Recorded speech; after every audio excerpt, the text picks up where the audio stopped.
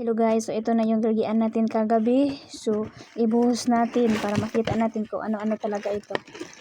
Ayan. Oh, gagian pa more. Oh, may naiwan pa. Hindi man siya magpakuha.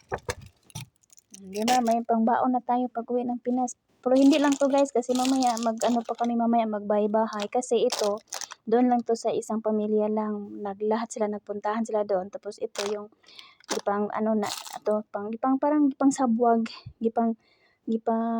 gipailugan tapos gipang punitra namo. Ilog ba gailog? Gailog ang mga kuan. Kay para magiluganay ba. Kung sa tuwa pa na kung Pasko pa magpailog kag kindi. Oh, ana na siya. Basta maura to. Kani siya inani siya daghan ni siya din akong gihatag sa kong laga din duha na bilin sa kuha. Nice kiss siya. Dili pa ni mao, madagdagan pa ni unya. Magbahay-bahay mi unya. Mura siya og sa tuwa pa. Mamasko mi bahay-bahay. Una na siya dire pag Ramadan siya magigian. At ayun, mura ni ato ang nakuan gabi Primero namong kuan gigian. Ayan, nice kay siya. Kina jilis o daghan siyang jilis. Ayan o, lami kay ni jilis, favorite jilis. At saka ito, lami kay ni siya o. Kanino, mura siya caramel din, hindi siya lasa. Ada siya mga chocolates. Oh, ganyan ito.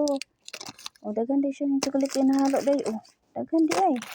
Madi ito mga caramel to siya. Ayan, ito nice to siya. Lagi mani oh. Okay, ito lang muna. Ngayon, ito ano siya. Cookie, biscuit. Ito candy to siya, candy. Ito mga ganito, caramel to siya. Yan, na-share ko sa loob. Laman na ano. Ay, naku. Ayan, oh, sarap po, Jilis, oh. Ayan, guys.